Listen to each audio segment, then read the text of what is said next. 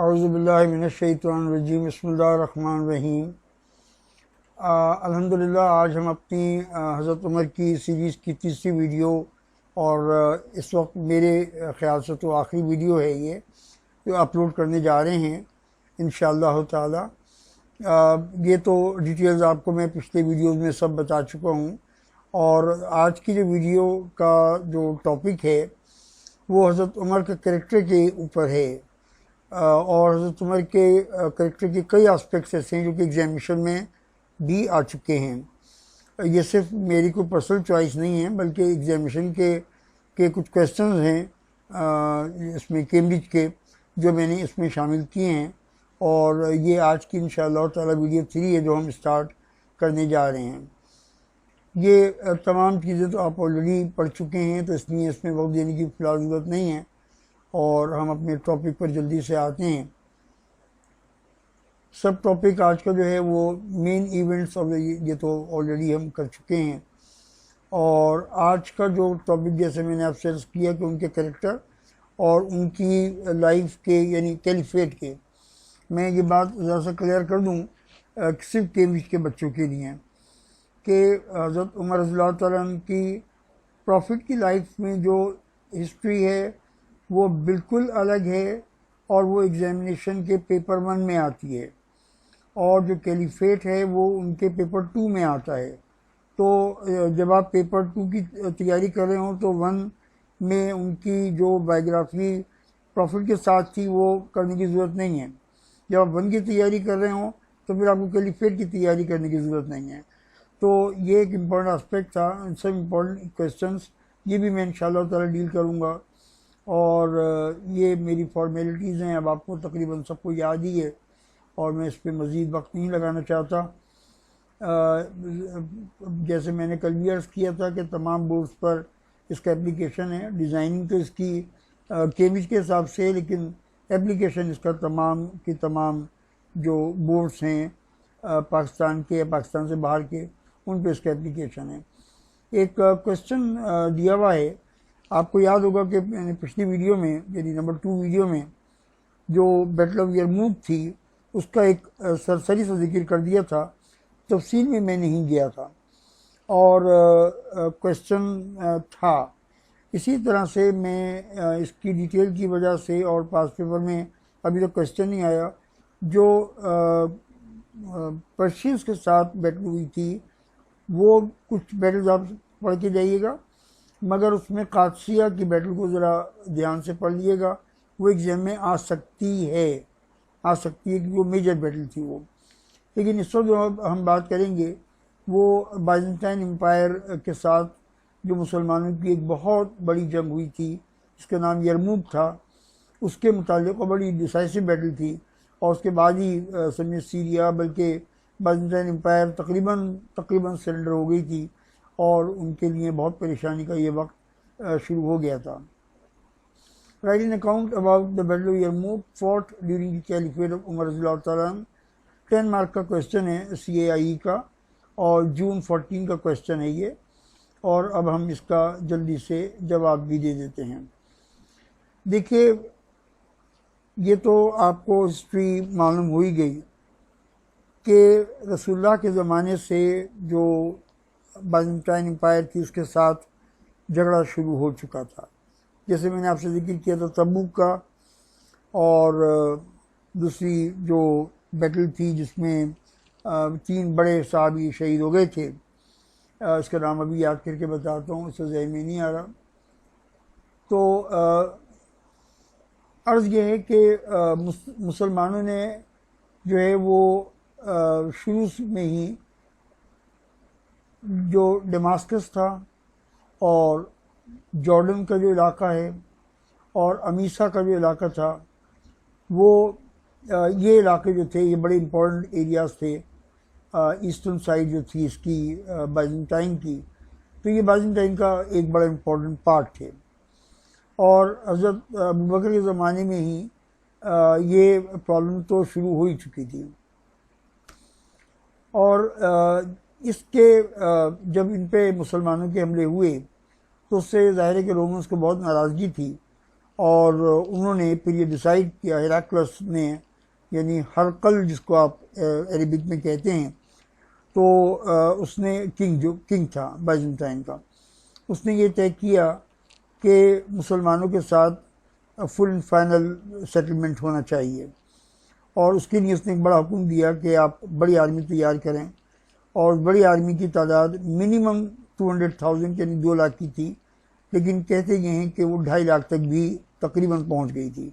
बहुत बड़ी तादाद थी आर्मी की, और रोमन्स कोई मामूली वॉरियर्स नहीं थे, बड़े एक्सपीरियंस और बड़े पुराने, कई हज़ार साल का उनका तजर्बा था, और उसके साथ, इस आर्मी के साथ वो लोग जो है मुसलमानों से लड़ने के लिए आए।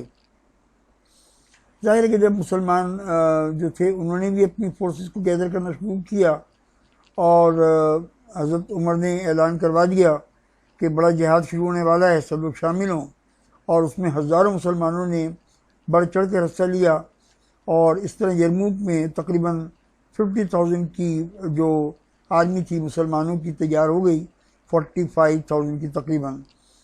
हज़रत अबू उबैदा बिन अल जर्राह बहुत बड़े सहाबी और अशरा मुबशरा यानी 10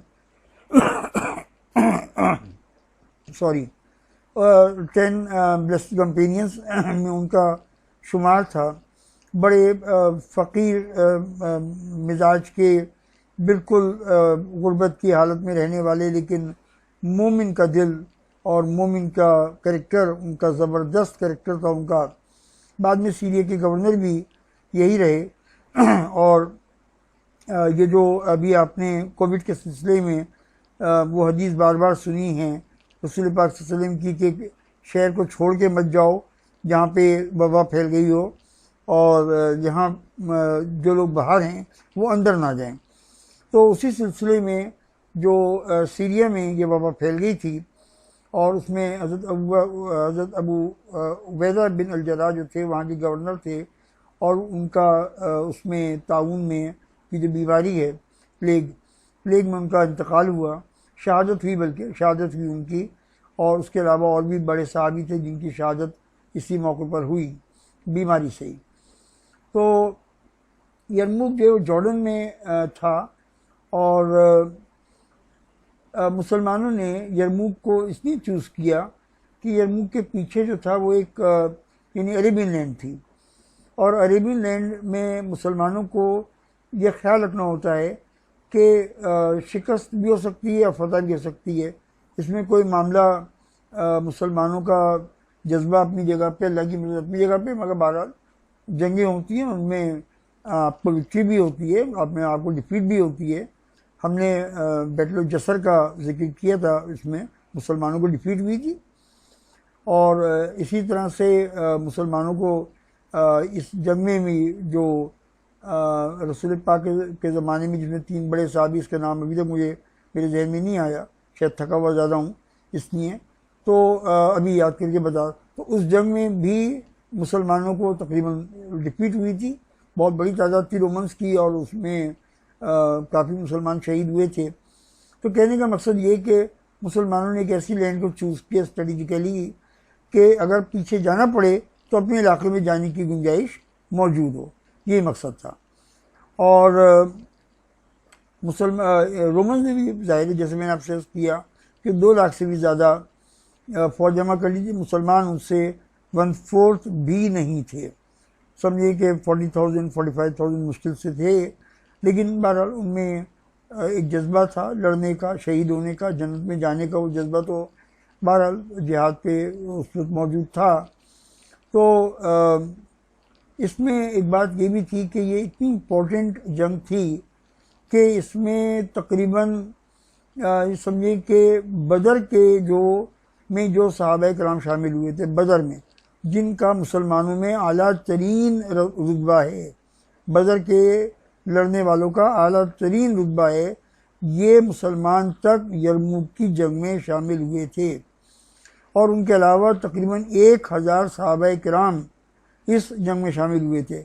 आप इससे अंदाज़ा कर लें कि ये मुसलमानों के लिए कितनी इम्पोर्टेंट और कितनी क्रूशल जंग थी। ये रजब का महीना था 15 हिजरी का, तो पहली जो जंग शुरू हुई और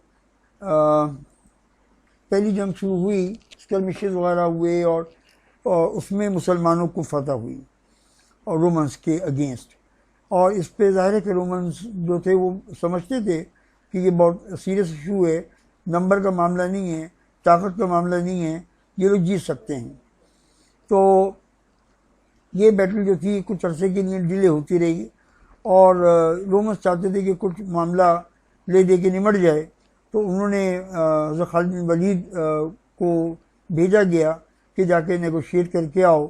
तो उन्होंने सीधी बात की है कि बहुत बड़ी एक रकम थी, वो उन्होंने ऑफ़र की कि आप ये पैसे ले लीजिए और ये इलाके से वापस चले जाइए और हमारी जान छोड़ दीजिए।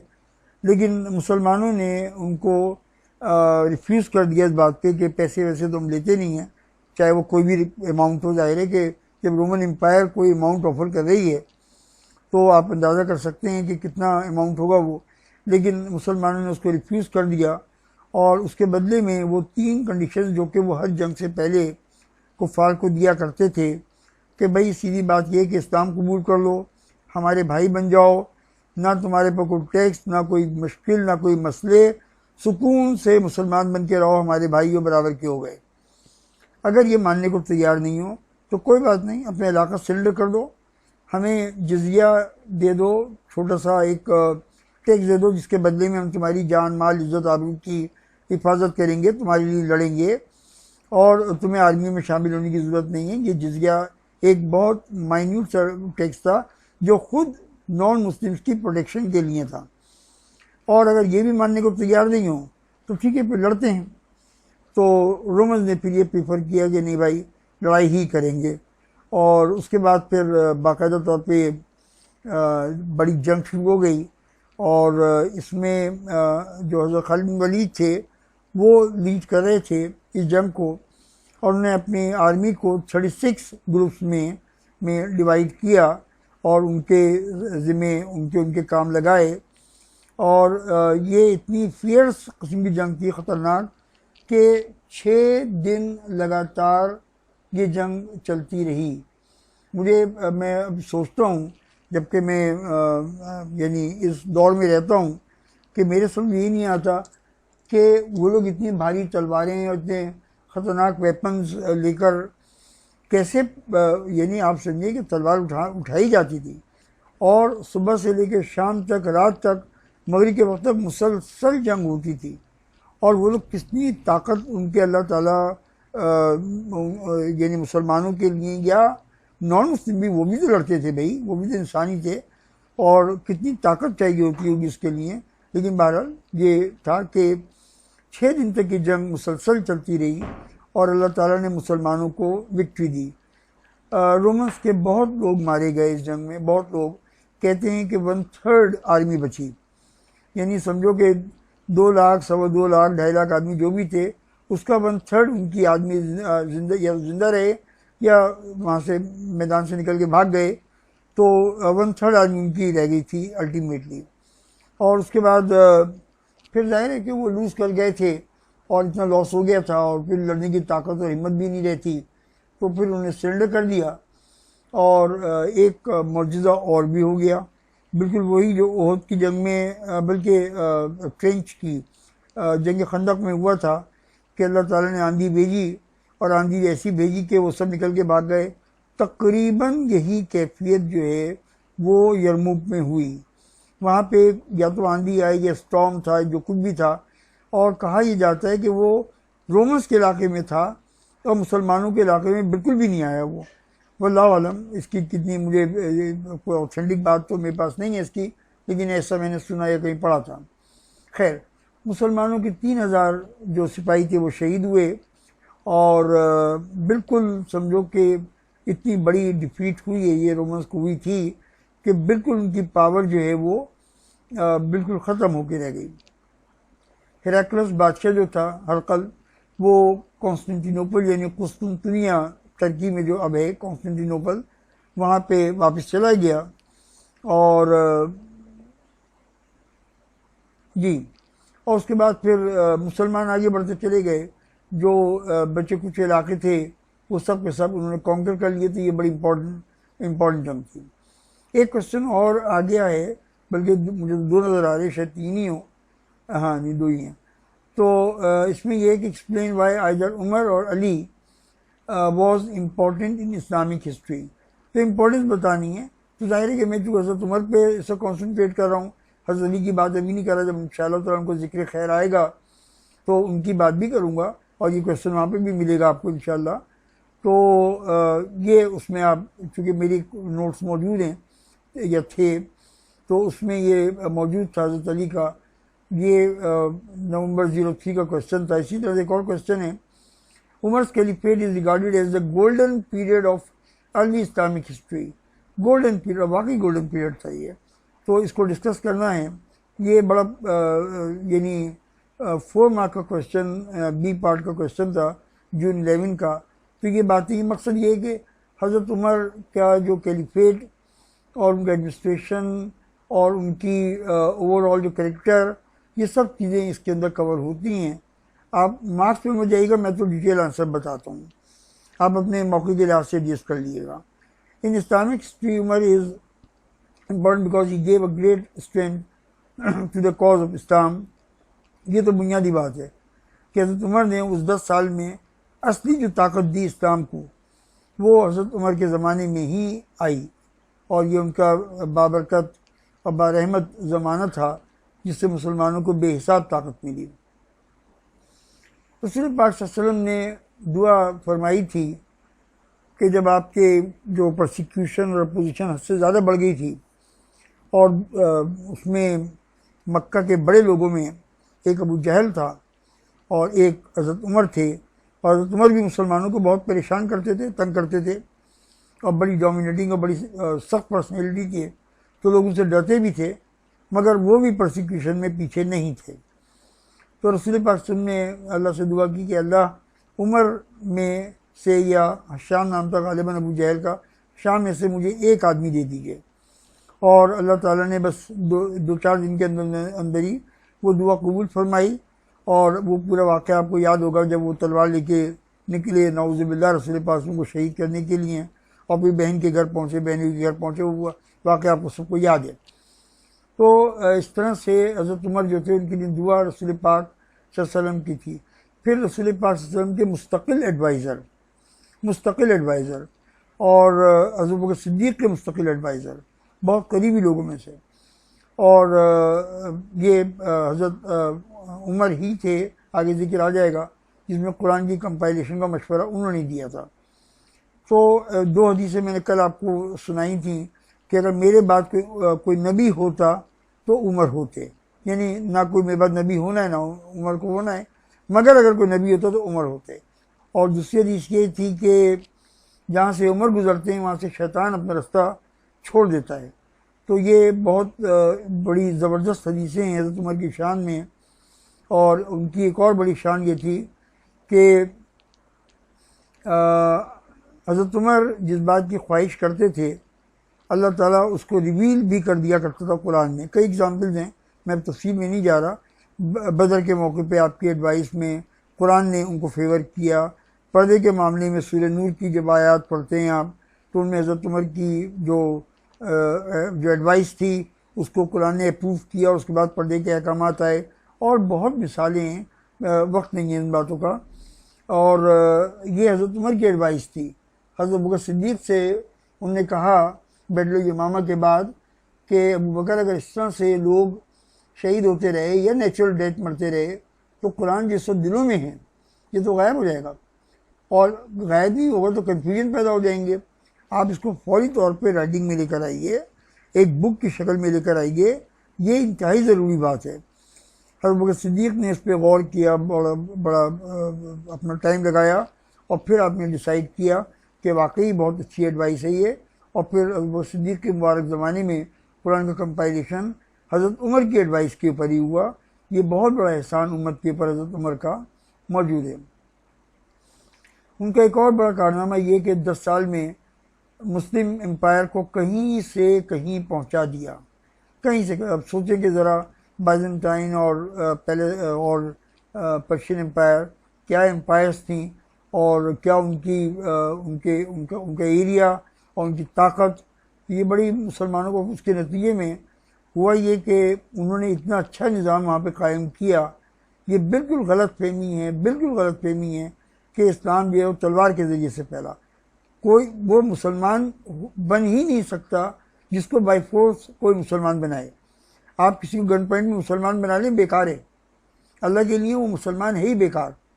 जब तक के मुसलमान अपने दिल से कबूल ना करे अल्लाह की ज़ात को और रसूल पाक मोहम्मद सल्लल्लाहु अलैहि वसल्लम की ज़ात को, वो मुसलमान बनते ही नहीं है, भले आप कितनी बंदूकें दिखा लें उसको। तो ये चीज़ है। तो ये उनका कैरेक्टर था हज़रत उमर का और मुसलमानों का कैरेक्टर था कि जिसने लाखों इंसानों को, बल्कि करोड़ों इंसानों को इस्लाम की तरफ राग़िब किया और इस्लाम कबूल करवा लिया। और ये सिर्फ वही कैरेक्टर था। मसलन आप ये देखिए, ये तो बहुत बात की बात है, बहुत बात की बात है। इंडोनेशिया पे कभी मुसलमानों ने हमला ही नहीं किया, कभी मुसलमानों ने हमला नहीं किया, लेकिन ये मुसलमानों का कैरेक्टर था जिसको देख के इंडोनेशिया के लोग मुसलमान हुए। और आज इंडोनेशिया की मुसलमान आबादी मुसलमानों की सबसे बड़ी आबादी है। हालांकि वहाँ पे कोई इन्वेजन हो ही नहीं सिरे से, तलवार चलाने का सवाल ही क्या था। तो ये कैरेक्टर था जिसकी वजह से मुसलमान जो, और बेशुमार मिसालें हैं, ये वक्त नहीं है कि मैं वो मिसालें देता रहूँ। हज़रत उमर ने ख़ुद अपने तौर पे एक ऐसी एग्ज़ाम्पल सेट की कि सही मानों में जो मॉडल स्टेट होती है, जिसमें आपको इंसाफ मिले मुकम्मल तौर पे, जिसमें आपको मुकम्मल आज़ादी मिले अपने मज़हब की और अपने तरीक़ों को फॉलो करने की, सिवाय उन बातों के जो इस्लाम को के साथ कॉन्ट्राडिक्ट करें, बस वो नहीं होना चाहिए। और डेमोक्रेसी पूरी, इसकी कई एग्जाम्पल्स मैंने अपने वीडियो नंबर 2 में या 1 में आपको पहले ही बता चुका हूँ मैं। तो ये एक मॉडल स्टेट उन्होंने कायम करके दी। ऐसा नहीं कि ये कोई थियोलॉजिकल थी, जैसे कार्ल मार्क्स का जो कम्युनिस्ट सिस्टम था, वो एक थियोलॉजिकल सिस्टम था, बड़ा किताब में बड़ा प्यारा लगता था, प्रैक्टिकली जब उसको किया गया तो वो कामयाब नहीं हो सका। तो बड़ा स्ट्रॉन्ग एडमिनिस्ट्रेटिव सिस्टम जो है वो हज़रत उमर ने मुसलमानों को दिया। और वो इतना स्ट्रॉन्ग सिस्टम था, जो मैं पिछली वीडियो नंबर 2 में आपको बता चुका हूँ, इतना स्ट्रॉन्ग सिस्टम था कि कई 100 साल तक वो सिस्टम जो था वो इस्लामिक कंट्रीज़ में, भले उनका हाल कितना ही बुरा हो गया हो, भले वो कितना ही कैरेक्टर यूज़ कर, लेकिन कानून हज़रत उमर के ज़माने का ही वहाँ पे नाफिज रहा। और फिर उनका बड़ा कारनामा ये था कि उन्होंने ऑफिस वर्क को ऑर्गेनाइज किया, रजिस्टर्ड किया, हर चीज़ को लिखा पढ़ी में लेकर आए, हर चीज़ की राइटिंग में उसको अकाउंट्स वगैरह को लेकर आए। तो ये बड़ा हर चीज़ में ऑर्गेनाइजेशन का कोई जवाब ही नहीं था उनका। और ये मैं आपको बता चुका हूँ कि अकाउंट बुक्स और तमाम एक एक रुपये का हिसाब जो है वो हज़रत उमर रखा करते थे, उसको खुद ही ऑडिट किया करते थे। ये बड़ा उनका वो था। ये बहुत बातें हैं, बहुत बातें हैं, अब मैं कहता जाऊँगा ख़त्म ही नहीं होंगी। देखिए, एक अमेरिकन ऑथर थे माइकल हार्ट, उनकी किताब बड़ी मशहूर हुई थी। उन्होंने रैंकिंग की थी 100 most influential people who influenced history. उनमें अब सुना है कि चेंज हो गया है, लेकिन वो किताब, वो एडिशन मेरे पास मौजूद था, जिसमें पहला नाम मोहम्मद मुस्तफ़ा अहमद मुस्तफ़ा सल्लल्लाहु अलैहि वसल्लम कुर्बान जाएं, उनका पहला नाम था कि जो मोस्ट इन्फ्लुएंशियल। और माइकल हार्ट ने कहा था कि मोहम्मद सल्लल्लाहु अलैहि वसल्लम इतनी इन्फ्लुएंशियल हैं कि वो लीडर जो है या तो दुनियावी तौर पे कामयाब होते हैं या दीनी तौर पे कामयाब होते हैं। मोहम्मद सल्लल्लाहु अलैहि वसल्लम दीन में भी कामयाब और दुनिया में भी कामयाब, और उनका इन्फ्लुएंस कम होने के बजाय दुनिया में बढ़ता चला जा रहा है। माइकल हार्ट ने हज़रत उमर को 52nd मोस्ट इन्फ्लुएंशियल पर्सनैलिटीज़ में शामिल किया है। 52 यानी 52वीं जो पर्सनैलिटी थी 100 में से, वो हज़रत उमर की। और मैंने वो चैप्टर कई दफ़ा पढ़ा, उसमें माइकल हार्ट ने जो रीज़न दिया था वो ये था, लोग तो उमर का नाम भी नहीं जानते। पूरा यूरोप नहीं जानता, कोई भी नहीं जानता, मगर हज़रत उमर का जो वर्क था वो ये था और ये था और ये था और ये था, और अजीब व गरीब उसका डिस्क्रिप्शन है। तो हज़रत उमर की शख्सियत को सलाम। और जी, इसमें एक छोटा सा क्वेश्चन आया था CIE के अंदर कि what does the manner of Umar's death tell us about his character. हज़रत उमर की जो शहादत हुई थी वो हज़रत उमर के कैरेक्टर के मुतालिक हमें क्या बताती है। व्हाट 3 दफ़ा आ चुका क्वेश्चन, इंपॉर्टेंट क्वेश्चन है। What does the way he died tell us about his character. जैसे उनकी शहादत हुई हमें उनके कैरेक्टर के मुतालिक क्या मालूम होता है। Umar's unbending attitude led to his assassination. और हज़रत उमर का जो रवैया था वो बिल्कुल कॉम्प्रोमाइजिंग नहीं था उसूलों के मामले में। उसूलों के मामले में वैसे बहुत नरम दिल थे, बहुत प्यारे थे, मगर उसूल जहाँ पे आ जाता था वहाँ पे वो कॉम्प्रोमाइज़ नहीं करते थे। यही चीज़ थी जो उनकी शहादत का सबब बन गई। What can Muslims learn from this point of view. मैं जवाब पे आना चाहता हूँ, टाइम बहुत हो रहा है। ऐसा हुआ था कि मुसलमानों की जो कॉन्क्वेस्ट हुई तो ईरान से, पर्शियन एम्पायर से एक ज़ोरोस्ट्रियन था। तो क्योंकि उनका मज़हब ज़ोरोस्ट्रियन उनका मज़हब था, तो वो एक आदमी ग़ुलाम होके आया और नाम था उसका अबू लुलू फ़िरोज़। ये मदीना में आके ग़ुलाम हुआ। एक बड़े साहबी थे, उसको ज़हन में नाम नहीं आ रहा, बहुत बड़े साहबी हैं वो, उनका ये मुलाजिम हो गया। और इसने आके हज़रत उमर के पास एक दिन ये कंप्लेन की कि मेरा जो मास्टर है वो मुझे पूरी तनख्वाह, पूरी वेजेस नहीं देता। तो हज़रत उमर ने कहा कि अच्छा बताइए कि आप क्या क्या काम करते हैं। तो उसने बताया कि मैं लोहार भी हूँ, मैं ये भी करता हूँ, 3-4 काम बताए। ठीक है, अच्छा ये बताइए कि आपको आपके जो मास्टर हैं वो कितना पैसा देते हैं। तो उन्होंने अमाउंट बताया जो बड़ा रीज़नेबल था और सही था। तो हज़रत उमर ने कहा कि बड़ा रीज़नेबल अमाउंट है, और कितना पैसा तुम चाहते हो भाई। तो इस दरमियान में ये हुआ कि उसके पास एक डैगर था, एक खंजर था उसके पास, बड़ा खूबसूरत सा, प्यारा सा डिज़ाइनिंग, क्योंकि वो खुद भी ये काम करता था, लोहे वोहे का और नक्काशी वगैरह का काम करता था। तो उसके पास बड़ा खूबसूरत सा खंजर था। तो हज़रत उमर ने कहा कि यार ये तुम्हारा खंजर तो बड़ा प्यारा सा है, खूबसूरत है, ज़रा एक मेरे लिए बना देना। तो वो कहने लगा कि आपके लिए तो मैं बहुत स्पेशल डैगर बना रहा हूँ।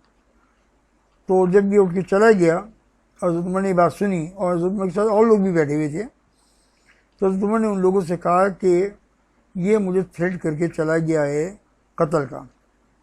हज़रत उमर बहुत समझदार थे, बहुत समझदार थे, और वो उन्होंने कहा कि ये मुझे थ्रेट करके गया है कि ये मुझे कत्ल करेगा।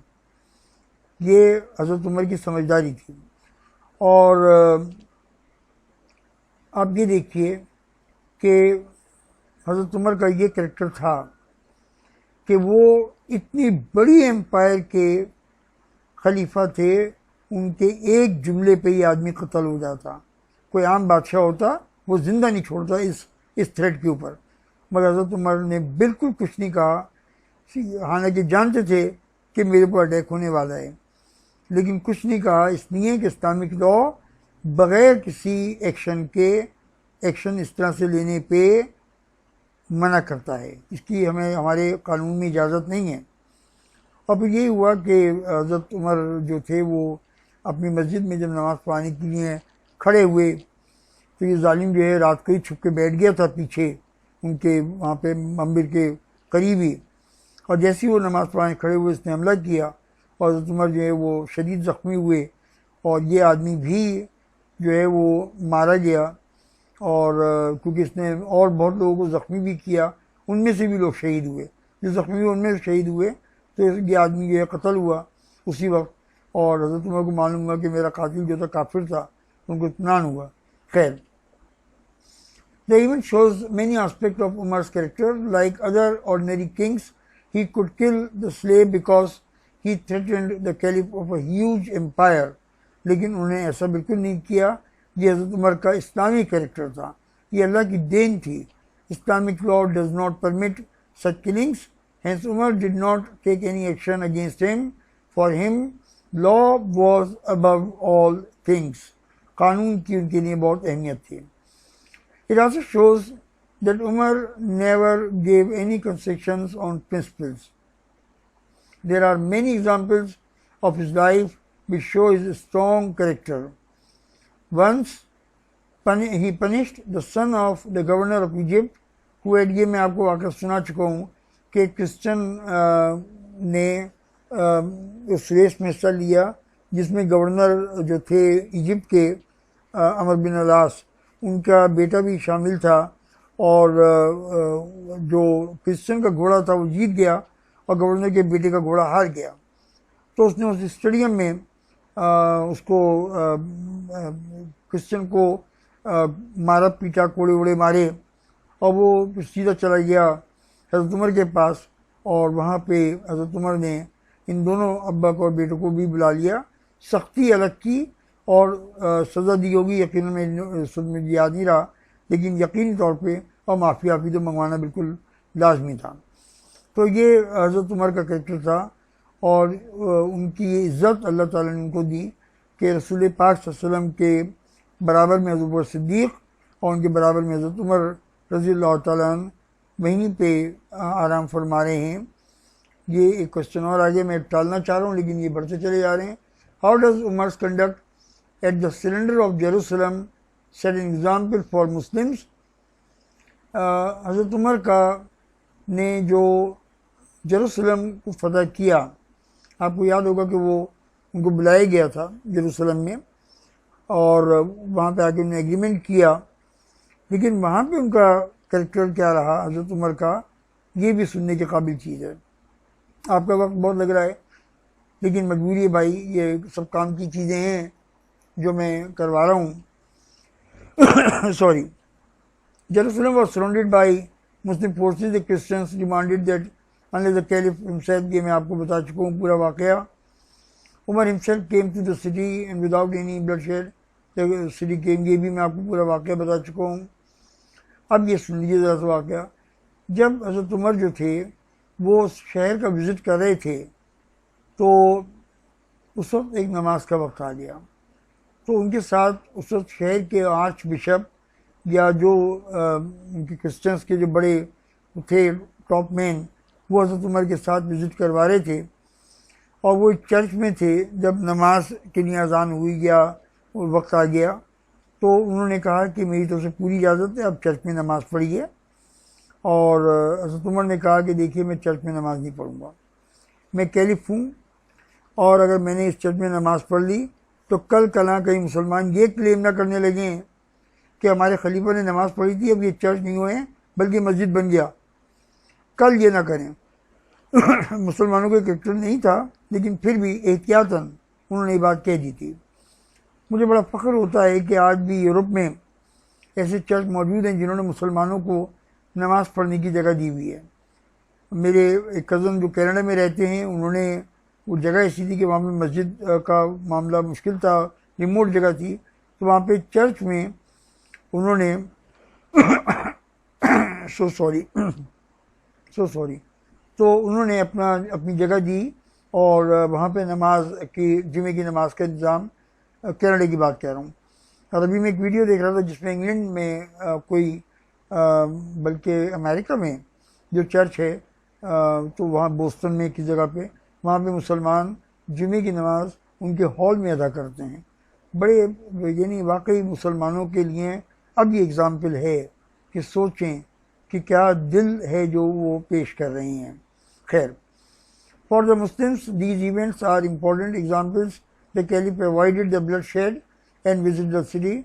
और देखिए कॉन्क्वेस्ट पे हज़रत उमर ने ब्लड शेड को बिल्कुल अवॉइड किया. एक आदमी का खून नहीं बहा, और आपने विजिट भी किया, और कोई किसी उनको पूरी आज़ादी अपने मज़हब को फॉलो करने की, कोई इसमें इशू किसी को, बल्कि ज्यूज़ को भी उन्होंने एंटर होने दिया और कहा कि आप लोग एक शहर के एक इलाके में आप रह सकते हैं.